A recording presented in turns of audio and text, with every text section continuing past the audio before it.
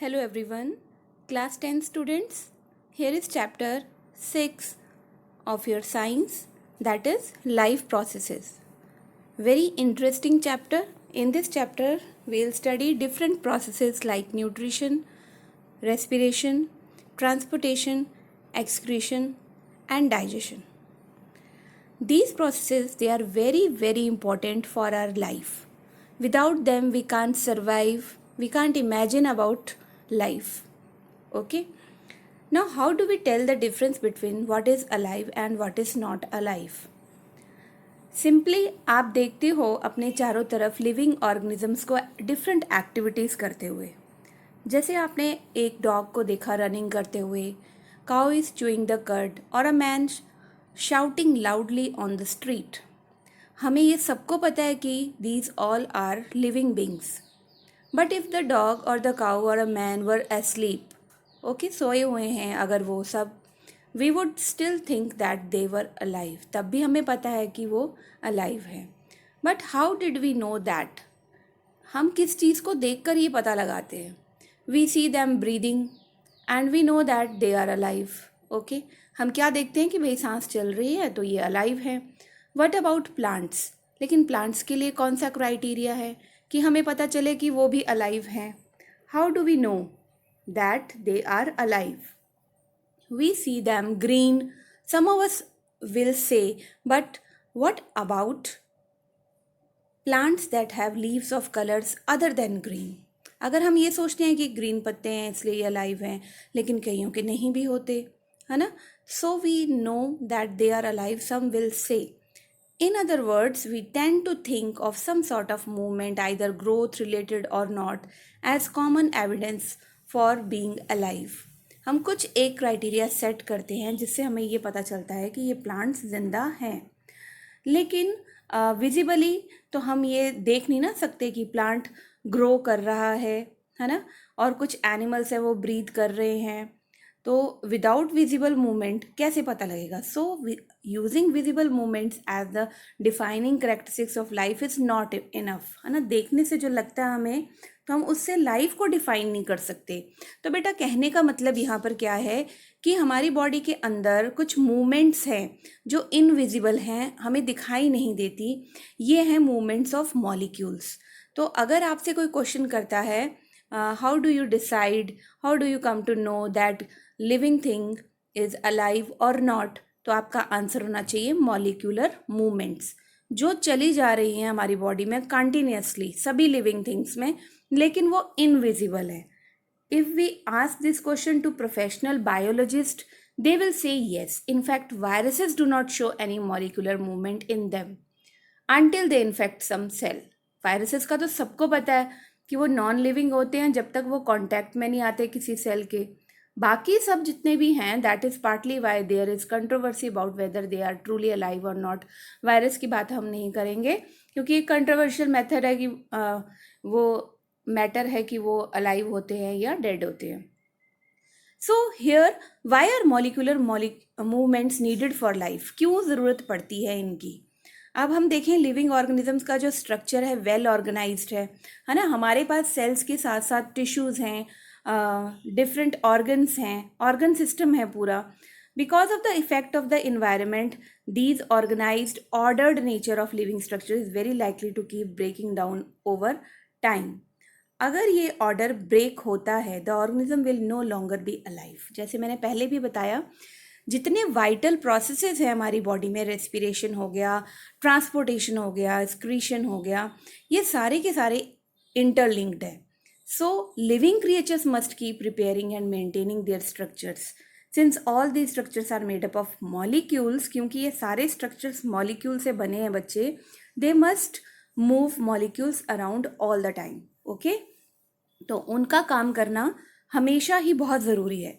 What are the maintenance processes in living organisms? Let us explore कि हम इनको maintain कैसे रख सकते हैं प्रोसेसेस को. What are life processes? आगे आपका एक क्वेश्चन दिया हुआ है. तो लाइफ प्रोसेसेस क्या हैं? The maintenance functions of living organisms must go on even when they are not doing anything particular, जब हम सोए हैं, कुछ काम नहीं कर रहे, रेस्ट कर रहे हैं, तब भी इन फंक्शंस की जो मेंटेनेंस है लिविंग ऑर्गेनिजम्स की, ये चलती रहती है.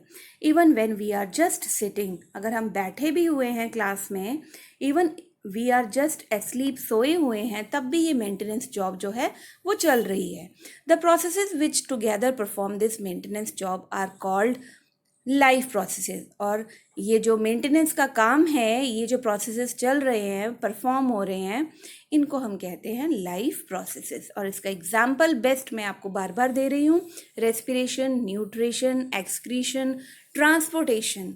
Okay, these are the vital life processes. Since these maintenance processes are needed to prevent damage and breakdown, energy is needed for them. अब देखिए, कहीं पर मेंटेनेंस में कोई डैमेज हो रही है, कहीं वो डैमेज को प्रिवेंट कर रहे हैं, कहीं ब्रेक डाउन हो रही है, कहीं बिल्डअप हो रहा है, तो एनर्जी तो चाहिए ना. तो ये एनर्जी कहाँ से आती है बॉडी को, आउटसाइड कहाँ से मिलती है. So there must be a process to transfer a source of energy from outside the body of the organisms which we call food, जो हम खाना खाते हैं. Okay, a process we commonly called nutrition. तो न्यूट्रिशन जो process है number 1 पे क्यों रखा, बिकॉज हमें सभी मॉलिक्यूलर मूवमेंट्स की मेंटेनेंस के लिए फूड की ज़रूरत है, एनर्जी की ज़रूरत है. If the body size of the organism is to grow, अगर बड़ा होना है, additional raw material will also be needed from outside. और हमें इसके अलावा और भी रॉ मटेरियल चाहिए आउटसाइड से. क्या है वो, आप सांस लेते हो, ऑक्सीजन चाहिए आपको, है ना. ये ऑक्सीजन ब्रेकिंग ऑफ फूड, जो डाइजेस्ट किया होता है फूड, उसमें से एनर्जी रिलीज करने के लिए यूज़ होती है, तो वो रेस्पिरेशन का प्रोसेस है. तो लाइफ डिपेंड्स अपॉन जो since life on earth it depends upon carbon based molecules. जैसे हमारा फूड है, most of these food sources are also carbon based. जैसे आप कार्बोहाइड्रेट्स खाते हो, है ना, तो सीरियल्स हैं, जो आप अनाज खा रहे हो. Depending on the complexity of these carbon sources, different organisms can then use different kinds of nutritional process. अलग अलग तरह के सबके भी जो मेथड है न्यूट्रिशनल प्रोसेस डिफरेंट है डिफरेंट ऑर्गेनिजम्स में. Okay, the outside sources of energy could be quite varied since the environment is not under the control of the individual organism, है ना. तो हम these sources of energy therefore need to be broken down to build up in the body and must be finally converted to a uniform source of energy, जो हम use करते हैं ATP की form में. ओके, तो अब हमने क्या पढ़ा यहाँ पर कि सीरीज ऑफ केमिकल रिएक्शंस हमारी बॉडी के अंदर होती हैं. ऑक्सीडाइजिंग, रिड्यूसिंग रिएक्शंस हो रहे हैं. Are some of the most common chemical means to break down molecules. इसके लिए मैनी ऑर्गेनिज्म यूज़ ऑक्सीजन. जैसे मैंने बताया, रॉ मटेरियल एक फूड है, एक ऑक्सीजन है, जो हमें कहाँ से चाहिए, from outside the body. The process of acquiring oxygen from outside the body and to use it in the process of break down of food, that is known as respiration. यही जो हम oxygen लेते हैं और इस oxygen को जब हम ब्रेक डाउन ऑफ फूड के लिए यूज़ करते हैं सेल में, तो वहाँ एनर्जी जो हमें मिलती है, इट कार्बन डाइऑक्साइड रिलीज होती है. ये जो सारा का सारा प्रोसेस है बेटा, इसको हम कहते हैं respiration. Okay, it is very important life process. In the case of a single cell organism की, सबसे पहले हम देखो, अपने आप को समझने से पहले ना हम सिंपल चीज़ को लेकर चलते हैं, तब समझना ज़्यादा ईजी होता है.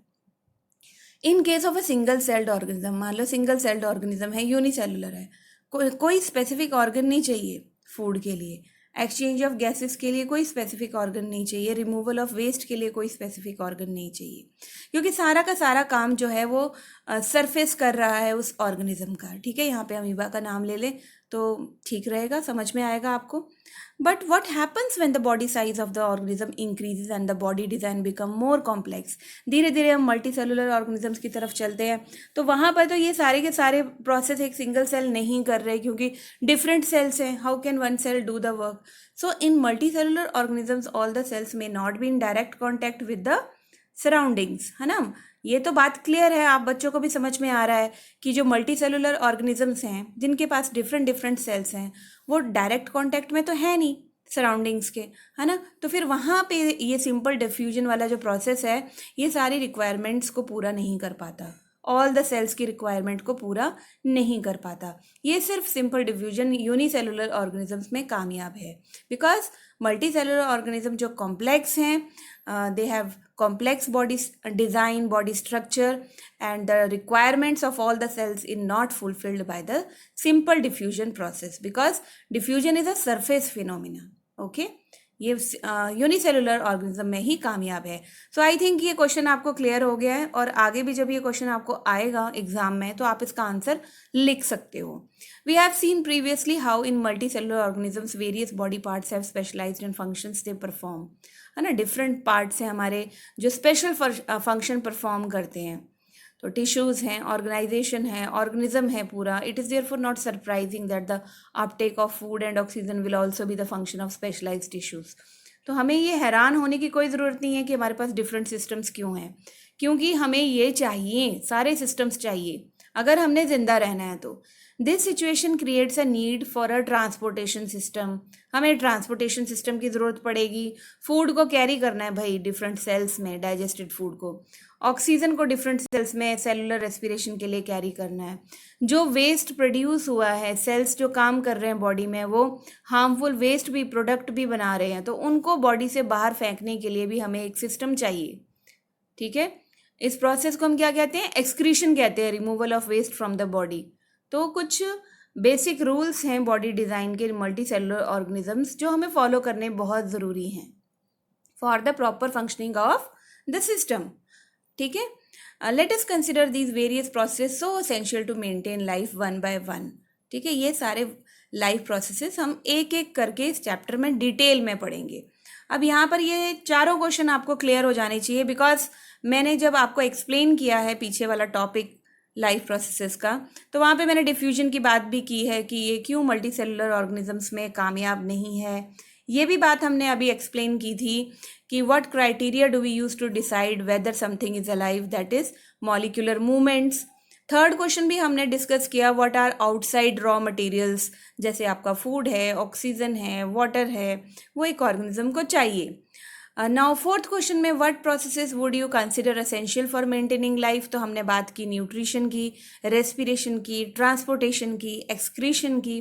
तो आई थिंक ये चारों क्वेश्चन के कंसेप्ट आपके माइंड में बिल्कुल क्लियर हो गए होंगे.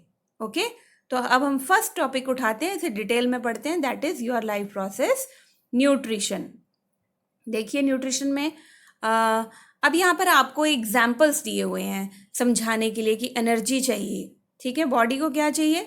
एनर्जी चाहिए. भाई क्यों चाहिए एनर्जी? ये आपको पता होना चाहिए. To grow, to develop, to synthesise proteins, other substances which are needed by the body.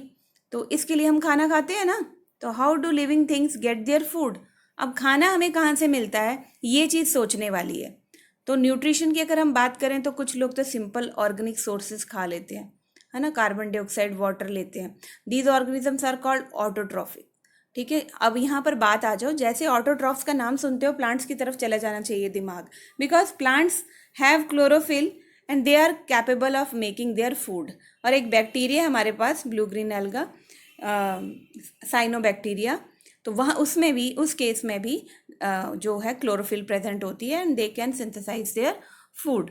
Now other organisms having utilise complex substances, है ना, these complex substances have to be broken down into simpler ones before they can be used for upkeep and growth of the body.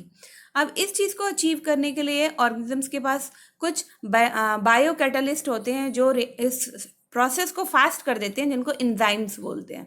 Thus the heterotroph survival depends directly और indirectly on the autotrophs. हम लोग जितने भी heterotrophs हैं ना, खाना नहीं बना सकते, हम डायरेक्टली और इनडायरेक्टली ऑटोट्रॉफ्स पे ही डिपेंड करते हैं.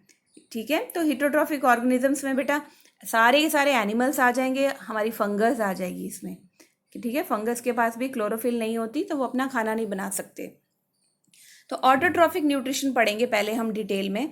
कार्बन एंड एनर्जी रिक्वायरमेंट जो है ऑटोट्रॉफिक ऑर्गेनिजम्स की, वो फुलफिल्ड होती हैं. कैसे? By the process of photosynthesis, जो आप छोटी क्लासों से ही पढ़ते आ रहे हो. अभी क्या है प्रोसेस फोटोसिंथेसिस का?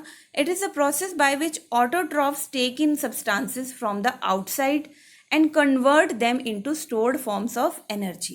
ओके, सिंपली आपने क्या समझना है कि ऑटोट्रॉफ्स ने कुछ सब्सटेंसेस लेने हैं आउटसाइड से.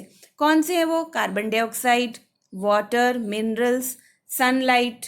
ओके, देन उसने क्या करना है, इनको कन्वर्ट करना है ताकि उन्हें एनर्जी मिले और स्टोर करना है फूड। दिस मटेरियल जिसकी हम बात कर रहे हैं is taken in the form of carbon dioxide water, जैसे मैं अभी आपको बता रही हूँ, और कन्वर्ट होगा वो कार्बोहाइड्रेट्स में, ठीक है, और साथ में ऑक्सीजन बनेगी जो हमें चाहिए, है ना। क्लोरोफिल होना बहुत ज़रूरी है, सनलाइट की प्रेजेंस होना बहुत ज़रूरी है फोटोसिंथेसिस के लिए। तो कार्बोहाइड्रेट्स जो बनाएंगे वो एनर्जी प्लांट को खुद भी मिलेगी। तो अब हम नेक्स्ट सेक्शन में ये डिटेल में बताएंगे आपको। The carbohydrates which are not used they are immediately stored in the form of starch. ये आपको एमसीक्यू में पूछा जा सकता है कि फूड किस फॉर्म में स्टोर होता है प्लांट्स में, that is in the form of starch, okay, जो इंटरनल एनर्जी रिजर्व का काम करता है। और एनिमल्स की अगर हम बात करें तो हमारी बॉडी में ग्लाइकोजन के रूप में स्टोर होता है, ओके, जैसे प्लांट्स में स्टार्च के रूप में स्टोर्ड फॉर्म है ना रिजर्व, वैसे हमारी बॉडी में, एनिमल्स की बॉडी में जो फूड रिजर्व हो है that is glycogen and in the liver, okay. आगे देखिए, ये इक्वेशन बहुत इंपॉर्टेंट है। 6 मॉलिक्यूल्स हैं कार्बन डाइऑक्साइड के, they are reacting with 12 molecules of water and in the presence of sunlight and with the help of chlorophyll. Chlorophyll absorb करती है sunlight को, तो हमें क्या प्रोडक्ट में मिल रहा है, ग्लूकोज मिल रहा है, ठीक है, फूड मिल रहा है ऑटोट्रॉफ से, जो वो अपने लिए भी यूज़ कर रहे हैं और हमें भी दे रहे हैं, स्टोर कर लेते हैं स्टार्च की फॉर्म में इसे वो अपनी बॉडी में। इसके साथ साथ हमें हमारी जो लाइफ सपोर्टिंग गैस है जिसके बिना हम बिल्कुल नहीं रह सकते, दैट इज़ ऑक्सीजन मिल रही है ना। और 6 मॉलिक्यूल्स ऑफ जो वाटर हैं वो इवेपोरेट हो जाते हैं ट्रांसपिरेशन का प्रोसेस से, ओके। तो इस तरह से आपने देखा। Let us now see what actually happens during the process of photosynthesis में क्या होता है। तो अब देखो जरा 3 स्टेप्स जिनकी हम बात करेंगे फोटोसिंथेसिस के प्रोसेस में। सबसे पहले क्लोरोफिल ने लाइट को एब्जॉर्ब किया है। सेकंड, जो ये लाइट एब्जॉर्ब की है क्लोरोफिल ने, ये कन्वर्ट होगी केमिकल एनर्जी में, और जो वाटर मॉलिक्यूल जो पानी आप गमलों में प्लांट्स को देते हो ये स्प्लिट हो जाएगा सबसे पहले हाइड्रोजन और ऑक्सीजन में, और यही ऑक्सीजन हमें मिलती है। ये एमसीक्यू में पूछा जाता है कि from which reactant we are getting oxygen in the process of photosynthesis, तो that is splitting of water, water molecule से हमें ऑक्सीजन मिल रही है। और जो ये हाइड्रोजन है ये कार्बन डाइऑक्साइड के साथ कंबाइन हो जाता है, तो जब एडिशन होती है कार्बन डाइऑक्साइड में हाइड्रोजन की, तो यहाँ पर रिडक्शन होगी CO2 की, किसमें, कार्बोहाइड्रेट्स में।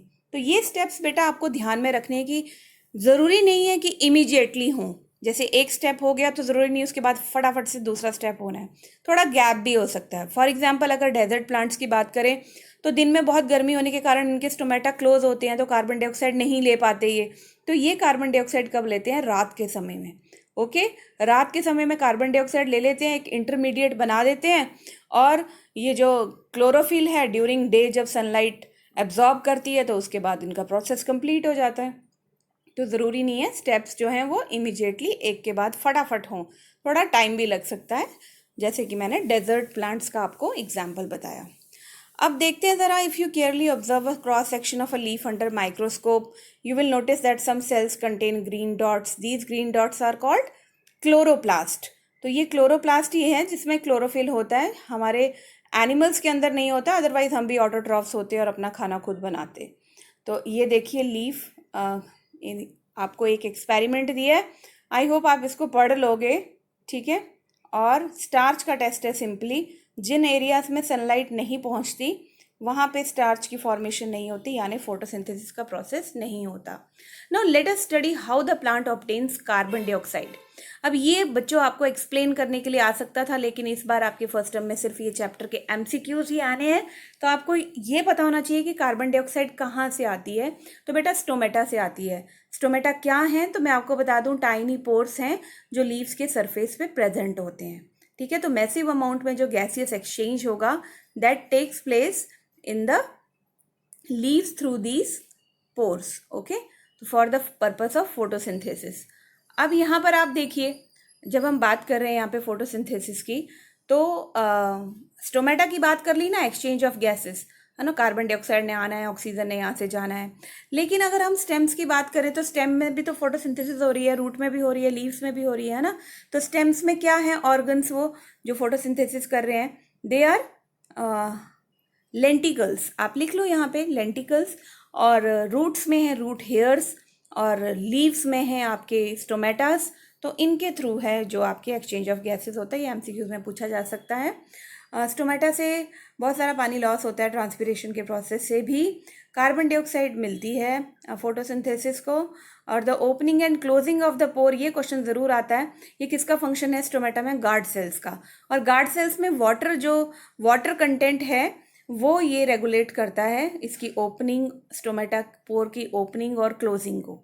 ठीक है, तो पानी अगर होगा तो ये स्वेलअप हो जाएंगे गार्ड सेल्स और इनका बीच का एरिया जो पोर है वो खुल जाएंगे, ओपनिंग हो जाएगी।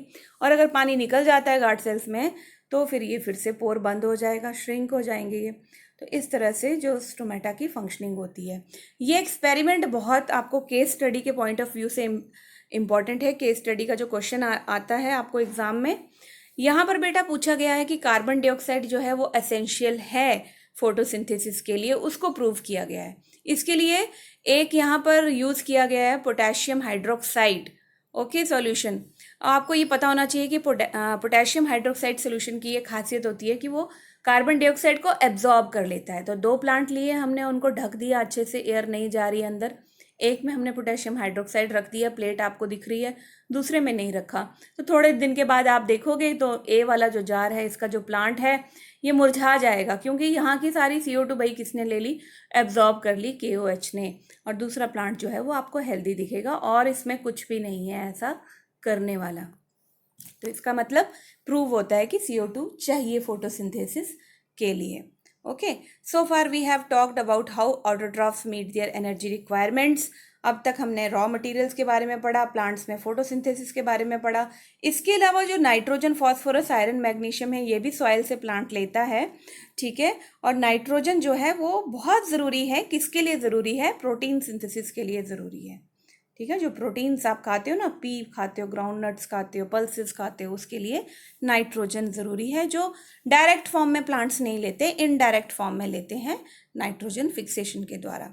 अब देखिए कुछ इंपॉर्टेंट राइजोबियम जैसे नाइट्रोजन फिक्सिंग बैक्टीरिया हैं, वो एटमॉस्फेरिक नाइट्रोजन को नाइट्रेट्स और नाइट्राइट्स में कन्वर्ट करते हैं और फिर ये एब्जॉर्प्शन होती है सॉइल में और यूज़ होता है प्लांट में for the synthesis of proteins.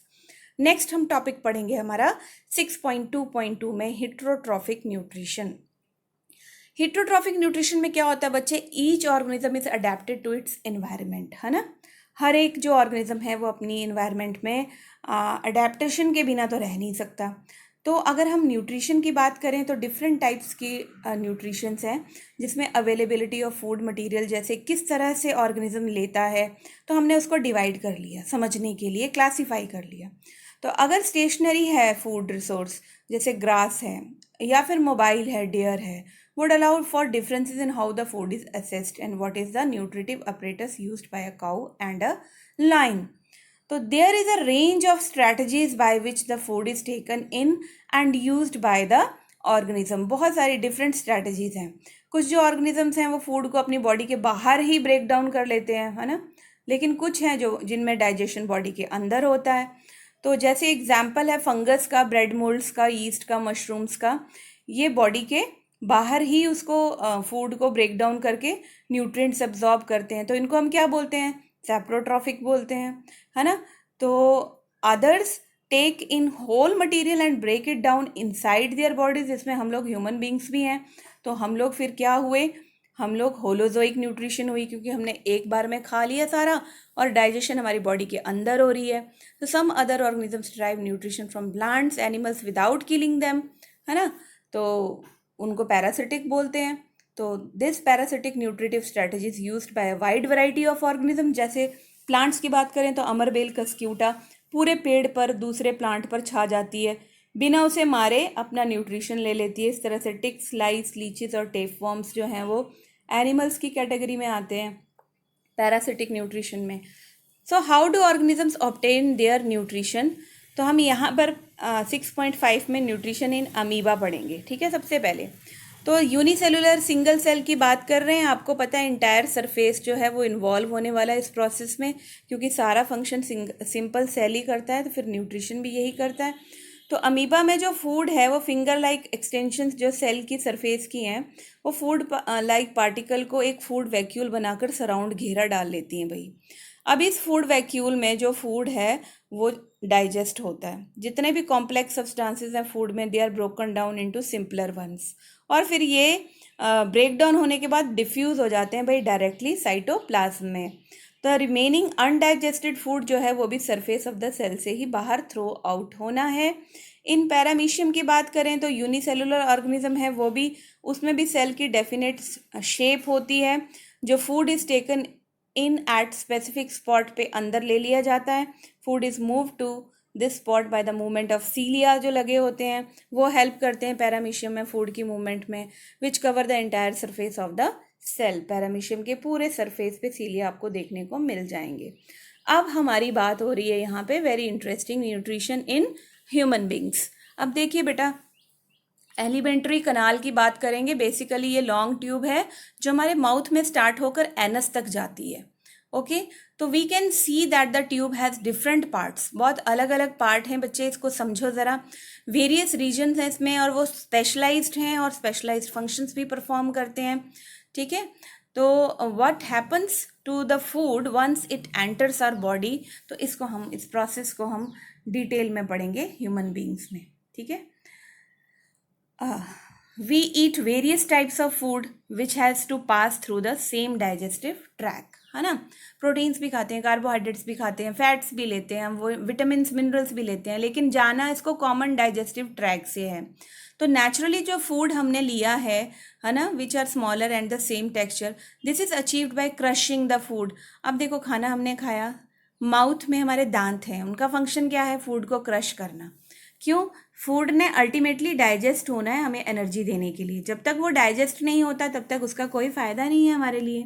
Since the lining of the canal is very soft, तो food is also wetted with our saliva, है ना।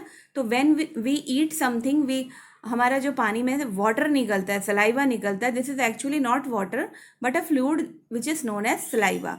और इस सलाइवा को सिक्रीट करने वाले जो इम्पॉर्टेंट हमारे ग्लैंड्स हैं, they are known as salivary glands, जो हमारे माउथ में प्रेजेंट है।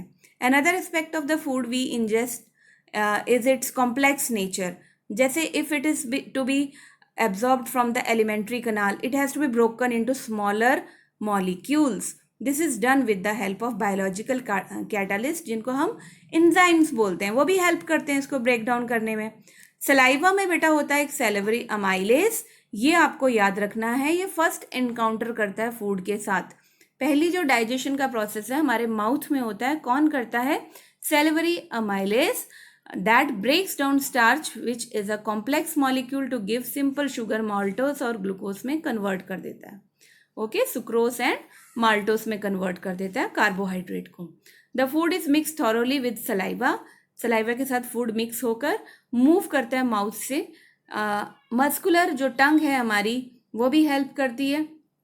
ठीक है, it is necessary to move the food in a regulated manner along the digestive tube.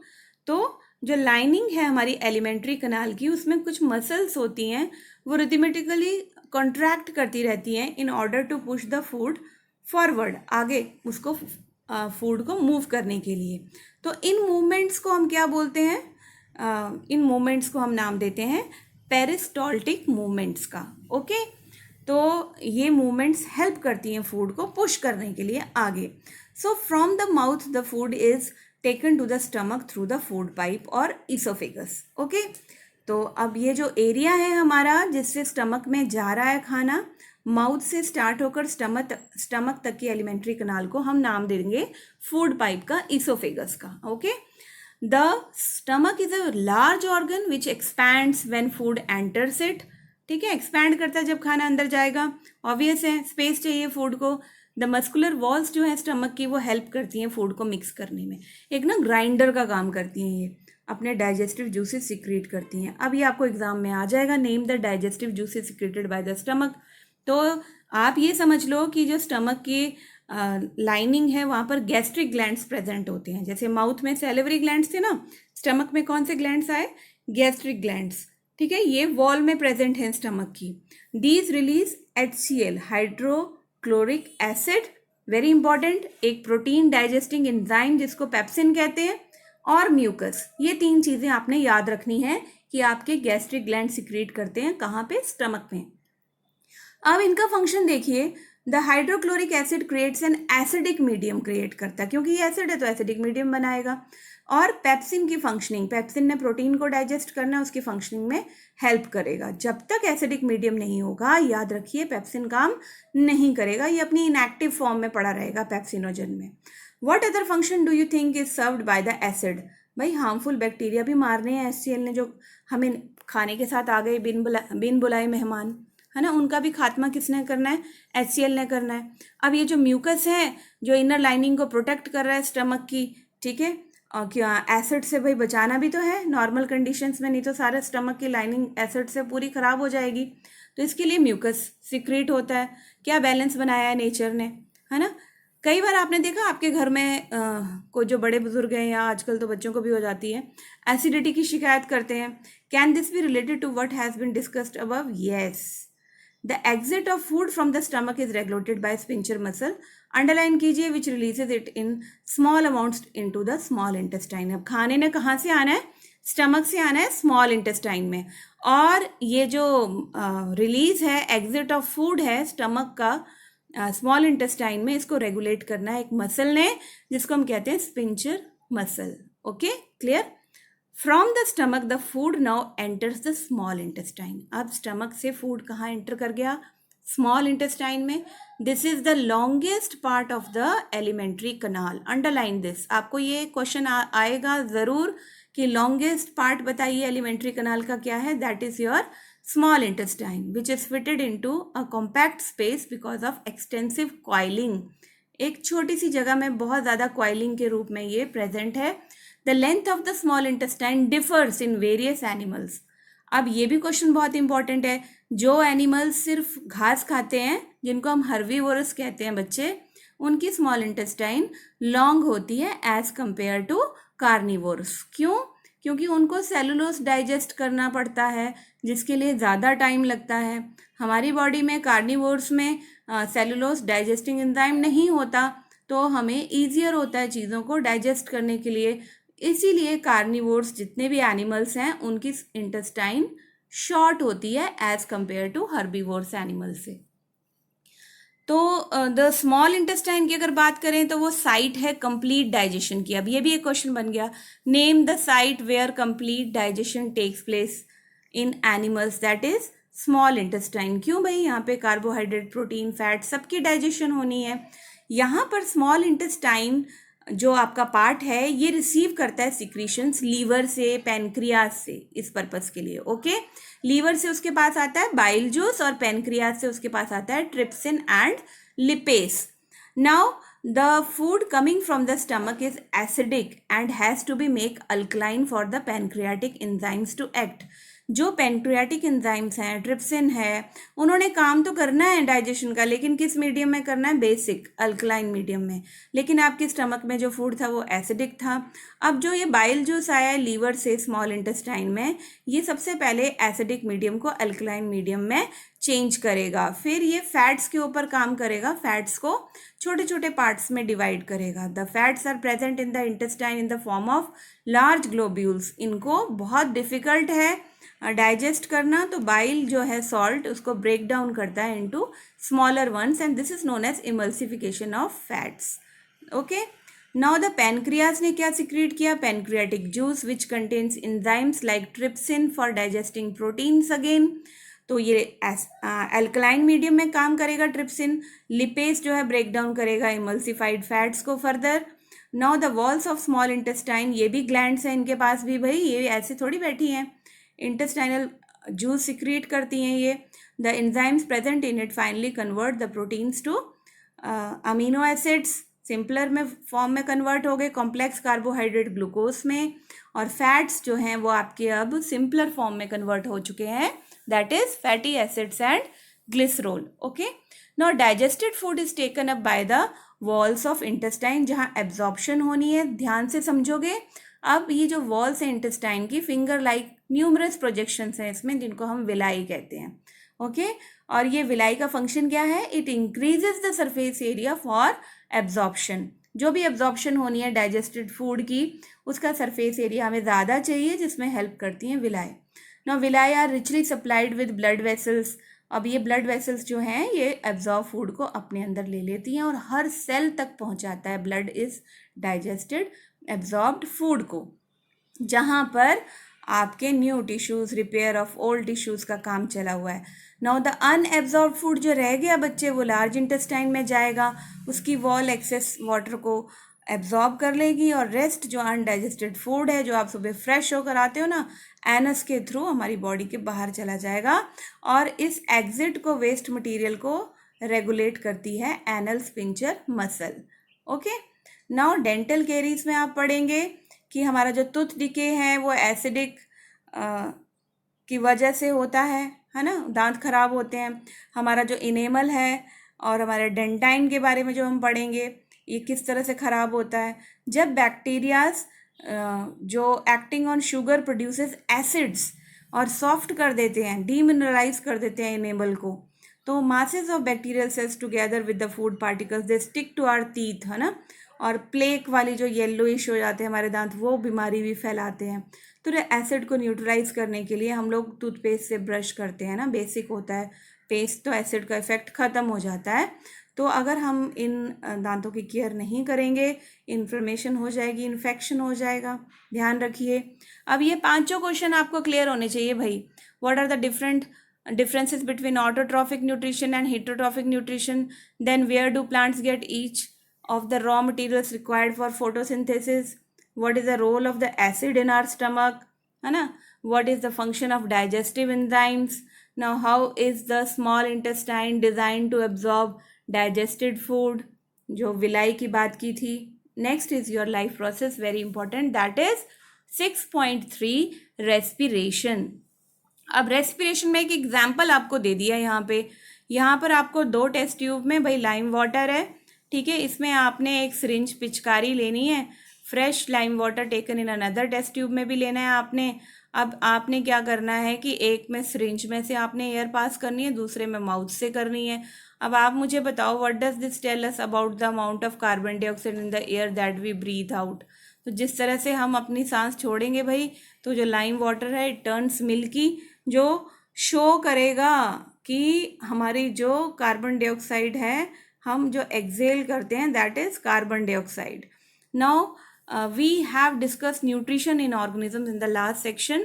The food material taken in during the process of nutrition is used in the cells to provide energy for various life processes. भाई energy का ही कमाल है, इसी के कारण सारे life processes आगे होते हैं। Diverse organisms do this in different ways. कुछ जो है ऑक्सीजन को ग्लूकोज की ब्रेक डाउन कम्प्लीटली करते हैं into carbon dioxide and water. कुछ जो ऑर्गेनिजम्स में क्या होता है कि दूसरा रास्ता अपना लेते हैं। हाँ, फर्स्ट जो कॉमन इनमें स्टेप है सभी में सेलुलर रेस्पिरेशन में, वो है break down of glucose, 6 carbon molecule into 3 carbon molecule, जिसको भाई हम नाम देते हैं पायरुवेट का। ये कॉमन स्टेप है सभी ऑर्गेनिजम्स में, चाहे कोई भी रास्ता अपनाओ आप, कंप्लीट ऑक्सीजन यूज़ का, इनकम्प्लीट ऑक्सीजन यूज़ का, लेकिन कॉमन स्टेप क्या है कि ग्लूकोज ने पायरुवेट में चेंज होना है। कहाँ चेंज होना है? साइटोप्लाज्म ऑफ द सेल में, याद रखेंगे, ठीक है। This process takes place in the cytoplasm. Now further the pyruvate may be converted into ethanol and carbon dioxide में भी चेंज हो सकता है। इस प्रोसेस को हम यीस्ट में पढ़ेंगे, फर्मेंटेशन में, जहाँ पे एब्सेंस ऑफ एयर है, ऑक्सीजन यूज नहीं हो रही है, और इसको हम बोलते हैं anaerobic respiration, where there is no use of oxygen, absence of oxygen में हो रहा है भाई, और आपका जो ग्लूकोज है that is converted into alcohol. Okay, it happens in the yeast cells. Now breakdown of pyruvate using oxygen takes place in mitochondria. This is known as aerobic respiration, जहाँ पे कार्बन डाइऑक्साइड बन रही है, आपकी water बन रहा है, the other product is water. Since the process takes place in the presence of air, that is why it is known as aerobic respiration. अब हम बात करेंगे the release of energy in this aerobic process is a lot greater than anaerobic process. ये भी आपको अपने mind में रखना है एमसीक्यूज को सॉल्व करने के लिए कि किस केस में ज़्यादा एनर्जी रिलीज होती है एरोबिक रेस्पिरेशन में। ओके, क्लियर हो गया। Now sometimes when there is a lack of oxygen in our muscle cells, कई बार हम एक्सरसाइज करते हैं ना, तो हमारे मसल सेल्स में ऑक्सीजन प्रॉपर पहुंच नहीं पाता क्योंकि बॉडी की रिक्वायरमेंट बढ़ जाती है। तो here the pyruvate is converted into lactic acid, जिसकी वजह से हमें क्रैम्प्स पड़ते हैं, है ना। 3 कार्बन मॉलिक्यूल है ये lactic acid. This buildup of lactic acid in our muscles during sudden activity causes cramps, बड़ा दर्द होता है थाइस में, ओके, बिकॉज वहाँ पे एनारोबिक रेस्पिरेशन हुई है। जो आपका ग्लूकोज है वो किस में कन्वर्ट हुआ है, लैक्टिक एसिड में, और जब लैक्टिक एसिड अकोमुलेट हो जाता है थाई मसल सेल्स में तो हमें क्रैम्प्स पड़ते हैं, दर्द होता है। इसको दूर करने के लिए हमें हॉट वाटर बाथ देना पड़ता है ताकि ब्लड की सर्कुलेशन प्रॉपर हो। नाउ ये जो आपका breakdown of glucose by various pathways है, इसे आपने याद करना है। कॉमन स्टेप साइटोप्लाज्म में हो रहा है, पायरुवेट में ग्लूकोज चेंज हो रहा है, और इसके बाद यीस्ट में in the absence of oxygen काम हो रहा है, इथेनॉल कार्बन डाइऑक्साइड एनर्जी बन रही है। मसल सेल्स में भी ऑक्सीजन की प्रेजेंस जो है वो कम है, लैक ऑफ ऑक्सीजन है, ये भी एनारोबिक रेस्पिरेशन है। एब्सेंस ऑफ ऑक्सीजन भी एनारोबिक रेस्पिरेशन है। और थर्ड वन जो माइटोकॉन्ड्रिया में हो रहा है, that is in the presence of oxygen, यहाँ पर आपको फुल एनर्जी मिलेगी, सबसे ज़्यादा एनर्जी मिलने वाली है, एरोबिक रेस्पिरेशन है। तो यहाँ पर आप पढ़ेंगे the energy release during cellular respiration immediately use हो जाती है to synthesize a molecule that is known as ATP, जो फ्यूल का काम करता है। बाकी सभी सेल्स की एक्टिविटीज जितनी भी हो रही हैं उसमें फ्यूल का काम करता है, यानी ATP is broken down to give rise to a fixed amount of energy, ठीक है। तो 1 एटीपी जो है आपको 30.5 किलो जूल मोल एनर्जी देता है, और एंडोथर्मिक रिएक्शंस बोलते हैं इसमें, ठीक है। आपको यहाँ पर पूरी फुल फॉर्म दी हुई है और नॉलेज दिया हुआ है एटीपी के बारे में, जो आपने स्किप नहीं करना, पढ़ लेना। Now since the aerobic respiration pathway depends on oxygen, ये तो बात समझ में आ गई कि एरोबिक रेस्पिरेशन जब हम बात करेंगे तो हम बात करेंगे ऑक्सीजन की। Aerobic organisms need to ensure that there is sufficient intake of oxygen. तो अगर हम प्लांट्स को देखें, एक्सचेंज ऑफ गैस होता है ना स्टोमेटा से, तो लार्ज इंटरसेलुलर स्पेस होते हैं उनमें, है ना। तो कार्बन डाइऑक्साइड और ऑक्सीजन की जो एक्सचेंज है डिफ्यूजन की, वो टेक्स प्लेस होती है स्टोमेटा से। They can go into cells और away from them and out into the air. तो जो डायरेक्शन होती है डिफ्यूजन की depends upon the environmental conditions from high to low concentration. Now a night, रात के समय when there is no photosynthesis, जब सनलाइट ही नहीं है तो फोटोसिंथेसिस नहीं होती, तो CO2 जो है वो एलिमिनेट होती है। Is the major exchange activity going on, है ना। During the day CO2 generated during respiration is used up for the photosynthesis, okay. जब रेस्पिरेशन का प्रोसेस होता है तो CO2 ही रिलीज होती है, ऑक्सीजन लेते हैं प्लांट्स। लेकिन दिन के समय में जब ये जनरेट होती है ना आपकी, तो CO2 रेस्पिरेशन के प्रोसेस से, तो ये फोटोसिंथेसिस वाला प्रोसेस बड़ा ख़राब है, इसको यूज़ कर लेता है CO2 को, इसलिए हमें ऐसा लगता है कि हमें ऑक्सीजन ही मिलती है, लेकिन ऐसा नहीं है। फोटोसिंथेसिस और रेस्पिरेशन दोनों हो रहे होते हैं, लेकिन CO2 जो बनती है रेस्पिरेशन में वो फोटोसिंथेसिस के प्रोसेस में यूज़ हो जाती है, okay. Instead oxygen is release, the major event होता है इस टाइम पे। हमें लगता है कि यही सबसे बड़ा काम हो रहा है, ऑक्सीजन रिलीज हो रही है, CO2 हो ही नहीं रही है, ऐसा लगता है। Animals have evolve different organs for the uptake of oxygen.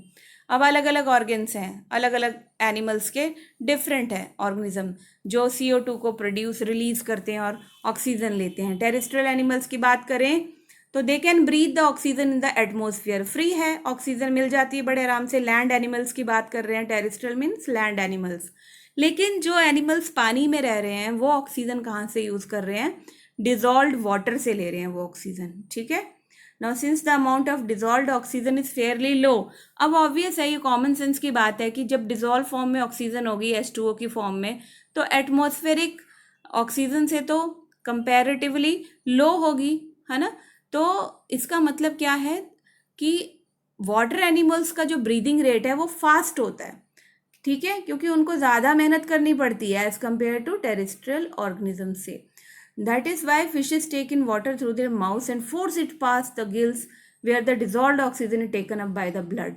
इसलिए इतनी मेहनत करने के लिए उनका रीडिंग जो ब्रीथिंग रेट है वो फास्ट होता है as compare to terrestrial organisms, okay. Now this oxygen is absorb by different organs in different animals की हमने बात की थी, जैसे कि exchange of oxygen and carbon dioxide has to take place across this surface. The surface is very fine and delicate. In order to protect this surface, it is usually placed within the body. So there have to be passages that will take air into this area. Now in addition, there is a mechanism for moving the air in and out of this area where the oxygen is absorbed. अगर हम human beings की बात करें, अपनी बात करें, तो आप देखिए air is taken into the body through the nostrils, है ना, सबको पता है ये नॉस्ट्रिल से एयर जाती है ह्यूमन बींग्स में। फिर ये एयर पैसेज से क्रॉस होगी, the air passing through the nostril is filtered by the fine hairs है हमारे नोज में, है ना, म्यूकस है, तो ये डस्ट पार्टिकल्स को रोक लेते हैं। The passage is also lined with mucus which helps in the process.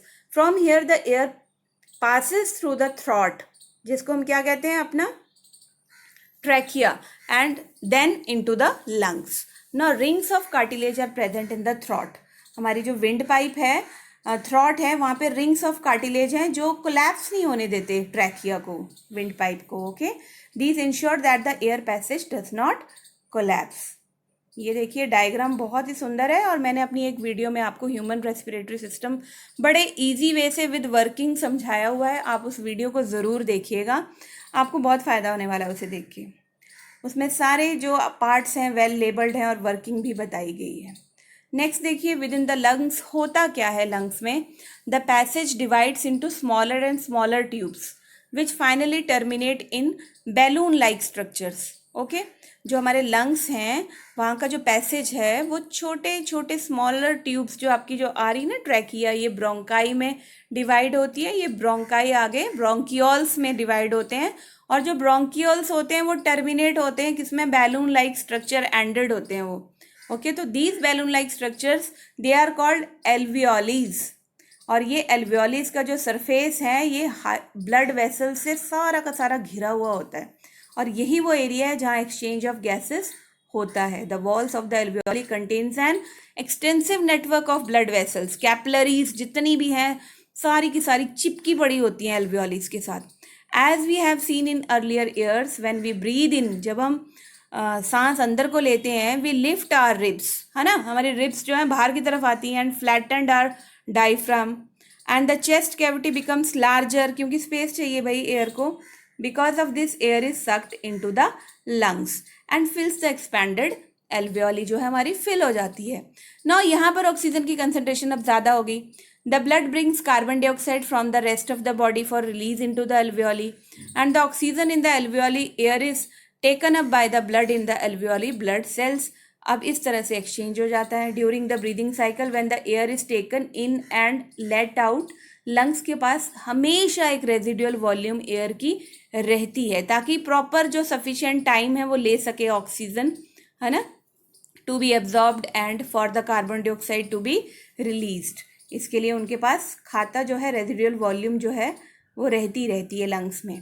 When the body size of animal is large, the diffusion pressure alone cannot take care of the oxygen delivery, है ना, body का size ज़्यादा है तो सिर्फ हम diffusion process पर नहीं ना डिपेंड रह सकते, तो इसके लिए हमारे पास डिफरेंट सेल्स में इस ऑक्सीजन को पहुंचाने के लिए भाई रेस्पिरेटरी पिगमेंट भी है जो ऑक्सीजन को कैरी करता है, और ये हमारे रेड ब्लड सेल्स में होता है जिसको हम कहते हैं हीमोग्लोबिन।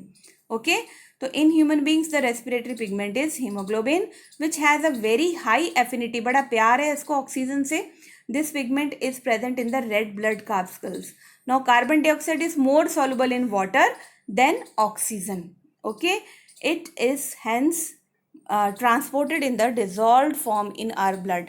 जैसे ऑक्सीजन का प्यार है हीमोग्लोबिन के साथ, वैसे कार्बन डाइऑक्साइड का प्यार है ब्लड के प्लाज्मा के साथ, तो प्लाज्मा कैरी करता है CO2 को। ओके, अब हम पढ़ेंगे ये क्वेश्चंस, हमने बहुत अच्छे से डिटेल में कर लिए, इनको डिस्कस करने की आई थिंक कोई ज़रूरत नहीं है, आपको कोई मुश्किल नहीं होने वाली उन्हें आंसर करने की, अगर आपने मेरी एक्सप्लेनेशन को ध्यान से सुना है तो। नाउ 6.4 में देखिए बच्चे, ट्रांसपोर्टेशन की बात करेंगे। ट्रांसपोर्टेशन इन ह्यूमन बींग्स, किस तरह से होता है ये ट्रांसपोर्टेशन। अब इस ऑक्सीजन को, जो वेस्ट है उसको, न्यूट्रिएंट्स को, फूड मिनरल्स को ट्रांसपोर्ट करना बहुत ज़रूरी है। तो हमने 9th में पढ़ा ना connective tissue, fluid connective tissue, blood के बारे में। Now blood consist of a fluid medium जिसको हम कहते हैं plasma, in which the cells are suspended, जिसमें हमारे जो डिफरेंट सेल्स हैं वो सस्पेंड यानी तैर रहे होते हैं। अब प्लाज्मा का फंक्शन क्या है, ये आपको एग्जाम में पूछा जा सकता है MCQs में। Plasma transport food. Okay, underline कर लो, पहला काम क्या है प्लाज्मा का, कि ये फूड को ट्रांसपोर्ट करेगा। जो कार्बन डाइऑक्साइड है और नाइट्रोजनस वेस्ट हैं वो भी इसी में डिज़ोल्व होते हैं प्लाज्मा में। ना ऑक्सीजन किसने कैरी करना है? हीमोग्लोबिन जो रेड ब्लड कैप्सूल्स में है।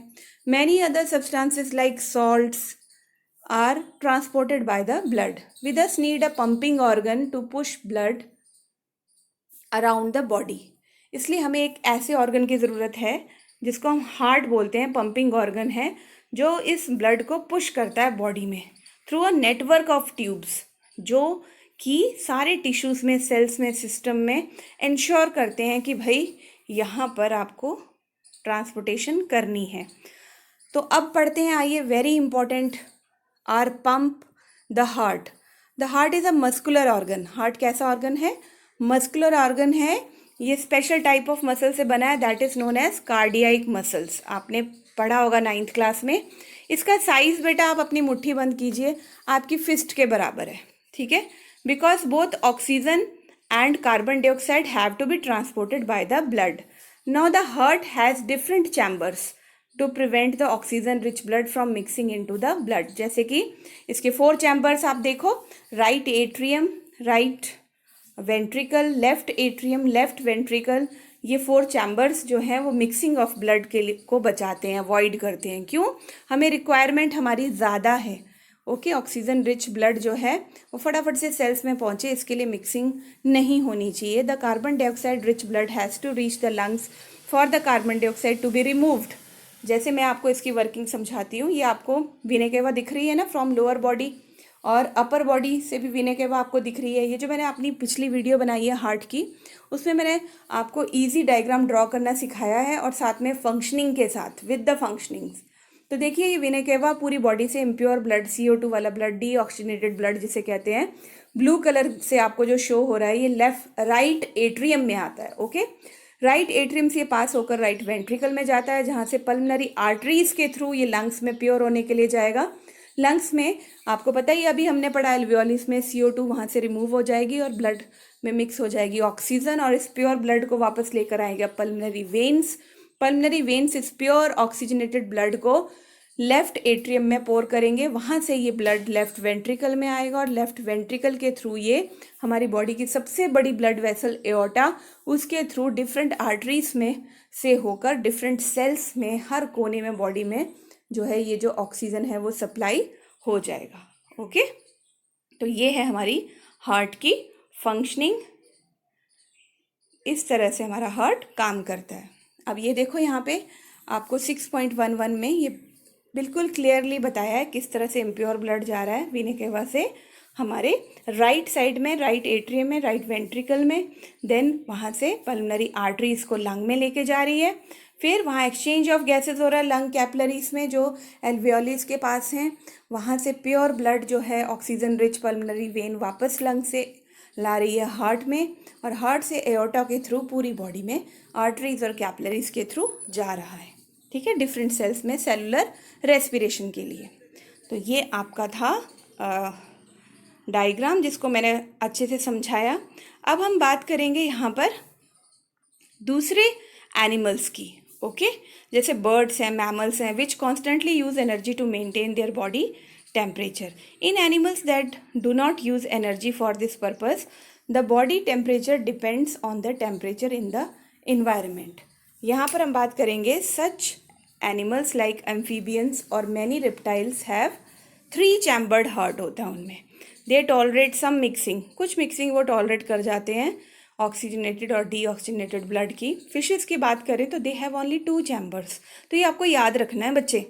Blood is pump to the gills, in जो कि ऑक्सीजनेटेड ब्लड, वहाँ पर ऑक्सीजन मिलेगी, that passes directly to the rest of the body. तो 2 ही चैम्बर्स होते हैं फिशेस में, और blood goes only once through the heart. लेकिन हमने मैमल्स में बात किया था ना, मैमल्स में 2 बार ब्लड जाता है हमारे हार्ट में। एक बार इम्प्योर ब्लड जाता है राइट साइड पे, फिर वो लंग्स में जाता है, फिर प्योर होके वापस फिर दोबारा एंट्री होती है उसकी लेफ्ट साइड पे, ठीक है, with the help of pulmonary when. तो वहाँ पर 2 बार सर्कुलेशन होने के कारण ब्लड जो हमारी बॉडी में, ह्यूमन बॉडी में, उसको हम कहते हैं डबल सर्कुलेशन होती है, क्योंकि हार्ट ट्वाइस एंटर करता है ब्लड हार्ट के अंदर, ओके। ना नेक्स्ट इज ब्लड प्रेशर की बात करें तो जो फोर्स है ब्लड का against the wall of vessels specially arteries it is known as blood pressure. Now this pressure is much greater in arteries than in veins. क्यों भाई? आर्टरीज ने पूरी बॉडी को देना है, ब्लड पंप होकर आता है ये हार्ट से, इसलिए. The pressure of the blood inside the arteries during ventricular systole यानी कॉन्ट्रैक्शन की वजह से जो प्रेशर होगा ब्लड का आर्टरीज में उसको हम कहेंगे सिस्टोलिक प्रेशर. Very important. और जो प्रेशर होगा आर्टरीज में ड्यूरिंग रिलैक्सेशन, ठीक है, तो उसको हम कहेंगे डायस्टोलिक प्रेशर. तो नॉर्मल सिस्टोलिक प्रेशर कितना होता है बच्चे? 120 mm ऑफ Hg. और डायस्टोलिक जो आपका रिलैक्सेशन वाला है low pressure that is 80 mm of Hg. और इस ब्लड प्रेशर को मेजर करने के लिए जो इंस्ट्रूमेंट यूज़ किया जाता है that is known as sphygmomanometer. तो ये आपको याद रखना है इंस्ट्रूमेंट का नाम. ओके, MCQ पेपर होने हैं इस बार, तो आपने ये क्वेश्चंस अपने माइंड में रेडी रखने हैं कि कौन सा इंस्ट्रूमेंट यूज़ होता है ब्लड प्रेशर को मेजर करने के लिए. Sphygmomanometer. Okay, clear. Now high blood pressure is also called hypertension. ठीक है, तो जिसकी वजह से इंक्रीज रेजिस्टेंट होता है ब्लड फ्लो में और ये रप्चर भी कर देता है हमारी आर्टरी को, इंटरनल ब्लीडिंग भी कॉज करता है. अब हम बात करेंगे डिफरेंट ब्लड वेसल्स की जिनको हम ट्यूब्स कह रहे हैं यहाँ पे. They are arteries, veins and capillaries. Now arteries की बात करें तो आपको पता है ये प्योर ब्लड कैरी करती हैं, है ना, और इनका जो डायरेक्शन है from heart to various organs of the body है. अब अगर हम बात करें इनकी वॉल्स की तो वो थिक होती हैं क्योंकि इनमें ब्लड का प्रेशर ज़्यादा होता है. इलास्टिक वॉल्स हैं, आर्टरीज की थिक हैं. वेन्स ने पूरी बॉडी में से ब्लड कलेक्ट करना होता है और वापस उसको हार्ट में प्यूरिफाई होने के लिए लाना होता है, तो उनको इतनी थिक वॉल्स की ज़रूरत नहीं पड़ती क्योंकि उनके जो ब्लड वेन्स के अंदर होता है वो ज़्यादा प्रेशर के अंडर नहीं होता. ठीक है, तो वॉल्व्स ज़रूर होते हैं वेन्स में ताकि बैक फ्लो ना हो ब्लड का. On reaching an organ or tissue, the artery divides into smaller and smaller vessels to bring the blood in contact with all the individuals. और इन smallest vessels को हम बोलते हैं one cell thick and are called capillaries. Okay? तो जो exchange होता है material का between the blood and surrounding cells, it takes place across the thin wall. Now the capillaries ये काम करती हैं, join करती हैं to form veins that convey the blood away from the organ or tissue. Now what is the function of platelets. अब जो platelets ने काम क्या करना है ये आपको पता है, क्लॉटिंग करता है, ब्लड क्लॉटिंग नेचुरल वे से, ताकि जो इंजरी लगे, लीकेज हो ब्लीडिंग का, वो नेचुरल वे से रुक सके. ओके, तो अगर हमारी बॉडी में प्रॉपर प्लेटलेट्स हैं तो हमारी जो ब्लीडिंग है वो अपने तरीके से रुक जाएगी. ठीक है, तो इंटरनल ब्लीडिंग को रोकने के लिए the blood has platelet cells which circulate around the body and plug these leaks by helping to clot the blood at these points of injury. तो इनका होना बहुत ज़रूरी है. नाउ लिम्फ की बात करें, ब्लड की तरह एक और हमारे ट्रांसपोर्टिंग सिस्टम में एक और है fluid that is known as lymph.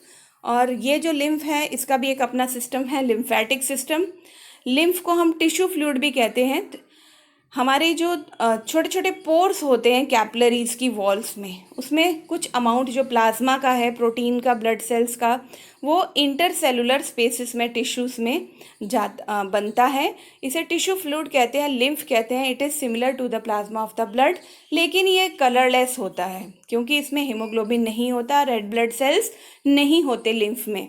इसमें कम प्रोटीन होता है लेकिन वाइट ब्लड सेल्स खूब होते हैं. अब देखिए ये होता क्या है, lymph drains into lymphatic capillaries में जाता है from the intercellular spaces which join to form large lymph vessels जो फाइनली वेन्स में ओपन होती हैं. Now lymph carries digested and absorbed fat को कैरी करता है. लिम्फ कहाँ से? हमारी स्मॉल इंटेस्टाइन से. और जो एक्सेस फ्लूइड है from extra cellular space back into the blood veins में. तो ये भी हमारे इम्यून सिस्टम का एक बहुत इंपॉर्टेंट पार्ट है, lymphatic system. Now what is transportation in plants. Transportation in plants की बात करें तो फिर हम बात करेंगे यहाँ पे वस्कुलर बंडल्स की. ओके, तो वस्कुलर बंडल्स में हमारे आते हैं जाइलम एंड फ्लोएम. तो सबसे पहले हम बात करेंगे यहाँ पे ट्रांसपोर्ट ऑफ वाटर की. In xylem tissue vessels and tracheids of the roots. Xylem में कौन से सेल्स हैं याद रखोगे हमेशा, वेसल्स एंड ट्रैकीड्स. कहाँ के? रूट्स के, स्टेम्स के, लीव्स के. They are interconnected to form a continuous system of water conducting canals. ठीक है, दो सेल्स की बात की है यहाँ पर हमने, वेसल्स और ट्रैकीड्स की. वो कैनाल्स बना रहे हैं जो कि हर पार्ट में प्लांट के पहुँचेंगे. At the root cells in contact with the soil actively taken up ions, root pressure से आयंस ले लिए. This creates a difference in the concentration of these ions between the root and the soil. और इस difference की वजह से जो water है वो एब्जॉर्ब होगा. ठीक है, this means that there is steady movement of water into the root xylem, creating a column of water that is steadily pushed upward.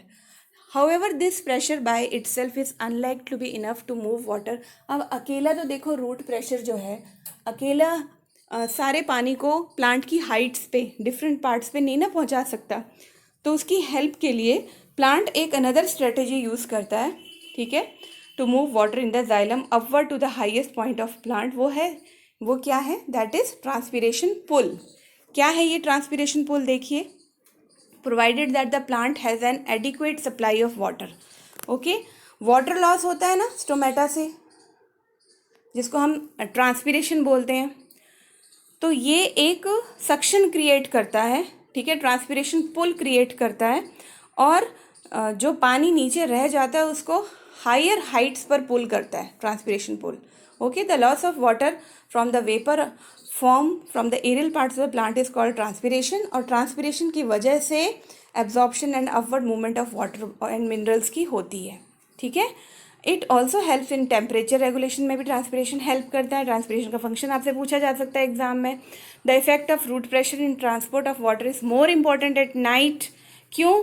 Night के टाइम पे ट्रांसपीरेशन नहीं होती, तो उस टाइम पर नाइट के टाइम पे जो मेजर कॉज है ट्रांसपोर्ट ऑफ वाटर का दैट इज़ रूट प्रेशर. और दिन के समय में जब ट्रांसपीरेशन होती है तब मेजर ड्राइविंग फोर्स है मूवमेंट ऑफ वाटर की आपका ट्रांसपीरेशन पुल. ओके, इस तरह से ये तीनों चीज़ें रूट प्रेशर, जाइलम और ट्रांसपीरेशन पुल वाटर कंडक्शन के लिए बहुत इंपॉर्टेंट है. नेक्स्ट हम बात करेंगे transport of food and other substances. अब ये बात हम कर रहे हैं जिसमें वस्कुलर वंडर कौन सा इन्वॉल्व है? दैट इज 9th क्लास में आपने पढ़ा है phloem. Okay, now this transport of soluble products of photosynthesis is also known as translocation भी बोलते हैं बेटा. इस ट्रांसपोर्टेशन ऑफ फूड को ट्रांसलोकेशन भी बोलते हैं. It occurs in the part of the vascular tissue known as phloem की वजह से होता है ये. Beside the product of photosynthesis amino acids और दूसरे सब्सटेंसेस भी फ्लोएम ने लेके जाने हैं. ठीक है, अब स्टोरेज ऑर्गन्स में भी लेके, चाहे वो रूट्स हैं, फ्रूट्स हैं, सीड्स हैं, ग्रोइंग ऑर्गन्स हैं, वहाँ तक लेके जाना है. The translocation food of other substances takes place in sieve tubes. अब ये याद रखना है आपको, फ्लोएम में कौन सी ट्यूब्स में होते हैं, कौन से पार्ट में फ्लोएम के ट्रांसलोकेशन ऑफ फूड होती है? That is sieve tubes. Okay, in both in upward and downward direction. Now, unlike transport in xylem, which can be largely explained by simple physical forces, the translocation in phloem is achieved by utilizing energy. और ये energy उन्हें कहाँ से मिलेगी? ये energy मिलेगी sucrose से. ठीक है, सुक्रोज जो है फ्लोएम में, टिश्यूज़ में, उसकी एनर्जी ATP की फॉर्म में वो यूज़ होती है ट्रांसलोकेशन ऑफ फूड के लिए. This increases the osmotic pressure of the tissue causing water to move into it. Now this pressure moves the material in the phloem to tissues which has a less pressure. क्योंकि high to low pressure जाना है food, this allows the phloem to move material according to the plant's needs. For example, अगर spring season है तो sugar को store करना है root में, stem में, tissue में. Would be transported to the buds. ठीक है, क्योंकि अब budding होनी है, flowering होनी है, तो वहाँ energy चाहिए. तो इस तरीके से हमने पढ़ी transportation in plants and animals. ठीक है, ह्यूमन बींग्स में पढ़ी हमने. तो ये क्वेश्चंस आप इजीली सॉल्व कर लोगे, आई होप सो. अब पढ़ते हैं हम next life process, very important, that is removal of waste from our body. 6.5 excretion. Now we have already discuss how organisms get rid of gaseous waste. CO2 के बारे में पढ़ा ना हमने, फोटोसिंथेसिस में भी, रेस्पिरेशन में भी. अदर मेटाबॉलिक एक्टिविटीज़ जो है हमारी बॉडीज़ की डिफरेंट सेल्स वो जनरेट करती हैं बच्चे नाइट्रोजिनस मटेरियल्स, नाइट्रोजिनस वेस्ट, जो बहुत टॉक्सिक और पॉइजनस होता है, उसको रिमूव करना बहुत ज़रूरी है. तो आपकी डेफिनेशन क्या बनी, अंडरलाइन कीजिए. द बायोलॉजिकल प्रोसेस, वो बायोलॉजिकल प्रोसेस जिसमें इन्वॉल्व क्या है, in the removal of the harmful metabolic waste from the body, that is known as excretion. Okay, now different organisms use various strategies, जैसे nutrition में अलग अलग थी, ट्रांसपोर्टेशन में अलग अलग थी, वैसे यहाँ पे भी सिंपल डिफ्यूजन से तो काम चलेगा नहीं, ठीक है। तो कॉम्प्लेक्स मल्टी सेलुलर ऑर्गेनिज्म में स्पेशलाइज्ड सिस्टम होता है जिसको हम बोल रहे हैं एक्सक्रीटरी सिस्टम। ये एक्सक्रीटरी सिस्टम भी बेटा मैंने अपनी पिछली वीडियो में आपको बनाकर दिखाया है विद फंक्शनिंग, और इसमें मैंने वेट ऑफ किडनी भी बताया है, यूरेटर का साइज़ भी बताया है कितना होता है, यूरिनरी ब्लैडर की खासियत बताई है। तो वो वीडियो आप ज़रूर देखोगे, बनाना भी सीखो और नॉलेज भी अपने दिमाग में डालो। अब एक्सक्रीशन इन ह्यूमन बींग्स की बात करें तो एक्सक्रीटरी सिस्टम में हमारी किडनीज़ हैं, रीनल वेन है, रीनल आर्टरी है, देन यूरेटर है, यूरिनरी ब्लैडर, यूरेथ्रा की बात करेंगे। Kidneys are located in the abdomen में इसकी लोकेशन है किडनी की, one on either side of the backbone. Urine जो प्रोड्यूस होता है किडनीज में पैसेज में through the ureters into the urinary bladder where it is stored until it is release through the urethra. मतलब कि urine formation kidney में है, ureter से पास होकर यूरेथ्रा के थ्रू बाहर चला जाता है, ये यूरिनरी ब्लैडर में स्टोर होता है ना। हाउ इज़ यूरिन प्रोड्यूस, कैसे प्रोड्यूस होता है? अब जो ब्लड फिल्टर होने के लिए आया है, साफ होने के लिए, the purpose of making urine is to filter out the waste product from the blood. Okay, क्योंकि हमें वेस्ट नहीं चाहिए, हमने उसको फिल्टर आउट करना है। Just as carbon dioxide is remove from the blood in the lungs, वैसे ही जैसे कि आपका जो कार्बन डाइऑक्साइड लंग्स के थ्रू से रिमूव की गई थी, वैसे ही नाइट्रोजनस वेस्ट जो है यूरिया या यूरिक एसिड जिसको बोलते हैं, वो हमने किडनीज में अलग करना है ब्लड से। It is then no surprise that the basic filtration unit in the kidneys is like in the lungs is a cluster of very thin walled blood capillaries, जिसको हम क्या बोलते हैं, नेफ्रॉन्स बोलते हैं। ओके, तो वहाँ पे एल्वियोलिस थी, यहाँ नेफ्रॉन है, filtering unit. Now each capillary cluster in the kidney is associated with the cup shape and coil tube, associated with the cup shape end of a coil tube, जिसको हम कहते हैं बोमेन्स कैप्सूल में coiled हैं ये। यहाँ पर collect होता है filtrate. Each kidney has large number of these filtration units जिनको हम बोलते हैं नेफ्रॉन्स। ओके, ये some substances in the initial filtrate जैसे ग्लूकोज है, अमीनो एसिड है, सॉल्ट है, काम की चीज़ें हैं ना, मेजर अमाउंट ऑफ वाटर, ये रीअब्जॉर्ब हो जाएंगे आपके ब्लड में। और जो यूरिन है, वेस्ट है, उसको हम यूरिन कहेंगे, उसमें nitrogenous waste urea uric acid present है। It flows along the tube. The amount of water reabsorb depends upon how much excess water there is in the body, मतलब कितना पानी रीअब्जॉर्ब होना है ये डिपेंड करता है आपने कितना पानी पिया है, आपकी बॉडी में कितना पानी एक्स्ट्रा है, and on how much dissolve waste there is to be excreted, और वेस्ट के ऊपर भी डिपेंड करता है कि कितना वेस्ट आपका, कितना यूरिया एक्सक्रीट होने जा रहा है। The urine forming in each kidney eventually enters a long tube जिसको यूरेटर कहते हैं, which connects the kidneys with the urinary bladder. Urine is stored in the urinary bladder, store होता है वहाँ पे, until the pressure of the expanded bladder leads to the urge to pass it out through the urethra. ये bladder बेटा muscular होता है और ये हमारे नर्वस कंट्रोल के अंडर होता है, इसलिए हम अपने यूरिन को कुछ हद तक कंट्रोल कर सकते हैं थोड़े टाइम के लिए, as we have discussed elsewhere. Now as a result we can usually control urge to urinate. Okay, इसलिए हम बाथरूम को रोक सकते हैं बिकॉज ये नर्वस कंट्रोल के अंडर होता है। यहाँ इस बॉक्स में बहुत इंपॉर्टेंट चीज़ बताई गई है, अगर किसी इंसान की, ह्यूमन बीइंग की किडनी फेल हो जाती है तो आर्टिफिशियल किडनी के थ्रू हम ब्लड को फिल्ट्रेट करते हैं, तो उसको हम कहते हैं प्रोसेस को हीमोडायलिसिस। तो kidneys are very important organs for survival, ठीक है। अगर कोई इन्फेक्शन इंजरी की वजह से किडनी खराब हो गई है तो बहुत सारा हमारे अंदर पॉइजनस वेस्ट इकट्ठा हो सकता है जिसकी वजह से हमारी डेथ भी हो सकती है। तो इस केस में, किडनी फेलियर के केस में, हम आर्टिफिशियल किडनी यूज़ करते हैं। आर्टिफिशियल किडनी क्या है? It is a device to remove nitrogenous waste product from the blood through dialysis. Okay, इस प्रोसेस को डायलिसिस बोलते हैं हम। आर्टिफिशियल किडनीज में नंबर ऑफ ट्यूब्स होती हैं जैसे कि हमारी ओरिजिनल किडनी में होती हैं। This fluid has same osmotic pressure as blood का जैसे प्रेशर होता है वैसे ही होता है, और the patient's blood is passed through these tubes.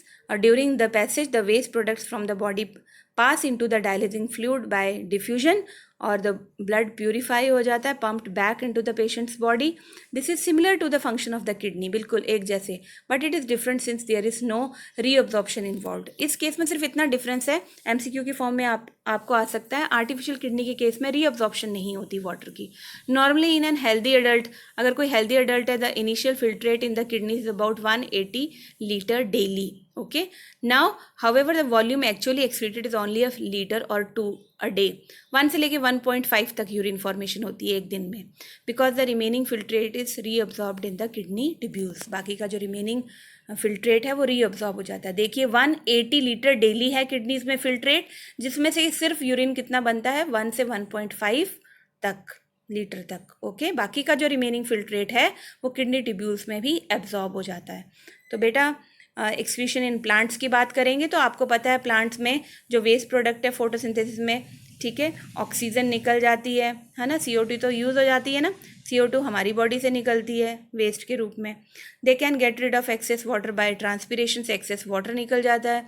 दूसरे जितने भी हैं डेड सेल्स हैं, वेस्ट जो है वो लीव्स के थ्रू निकल जाता है. मैनी प्लांट वेस्ट प्रोडक्ट जो है स्टोर होते हैं सेलुलर वैक्यूल्स में. वेस्ट प्रोडक्ट जो है लीव्स जो गिर जाती हैं प्लांट्स की.